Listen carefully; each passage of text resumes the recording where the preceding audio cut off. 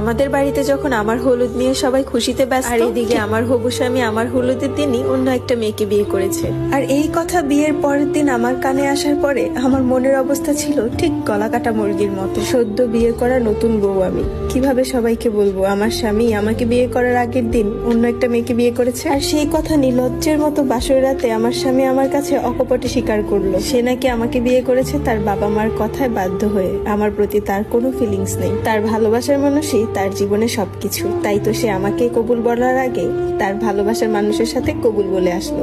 7 ভাইয়ের একমাত্র বোন হওয়াতে তাদের কাছে যে কোনো আবদার কখনো কোনোদিন অপূর্ণ রয় নেই। এত বড় ভুল আমার ভাইয়েরা কিভাবে করলো? এমন একটা ছেলের কাছে আমাকে বিয়ে দিল যে ছেলের নাকি আমার প্রতি কোনো ভালোবাসাই নেই। নিজের উপর খুব রাগ হতে লাগলো। এতটাই কি ভাইদের উপর বোঝা হয়ে গিয়েছিলাম যে ছেলের খোঁজ খবর না নিয়ে বিয়ে দিয়ে দিল? নাকি দেখতে শুনতে কোনো দিক দিয়ে কম ছিলাম? ভাইদের কাছে মুখ ফুটে বলতেও পারছিলাম না। ছোটকাল থেকেই খুব লাজুক স্বভাবের মেয়ে আমি। 7 ভাইয়ের মধ্যে 4 ভাইয়ের বিয়ে হয়েছে। ভাবিরা আমাকে চোখে হারায়, সবকিছু ভাবিদের সাথে সবসময় শেয়ার করি। তাই তো ভেবে নিলাম আড়াই দিন যে ভাবিদের কাছে সবকিছু বলে দিব। এভাবে তো আর মানুষ বাঁচতে পারে না। কত কিছু চিন্তা করে গেলাম, অথচ ভাবিদের সামনে যে মুখ দিয়ে টু শব্দও বেরোলো না। তারা আমাকে নিয়ে এতটা উল্লাসে ছিল যে তাদের কাছে আমি কিভাবে বলবো যে ছেলের কাছে তোমাদের চোখের মণিকে দিলা, সেই ছেলে আমাকে চোখেই দেখে না।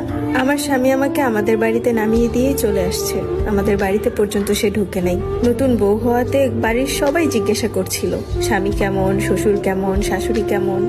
সবাইকে শুধু মাথা নাড়িয়ে একটাই উত্তর দিচ্ছিলাম, ভালো। ভালো বলবোই বা না কেন? আমার শাশুড়ি আর শ্বশুর যে আমাকে অনেক আদর করে, তারা আমাকে অনেক পছন্দ করে বিয়ে করে নিয়ে গেছে। কিন্তু যার সাথে সংসার করবো বলে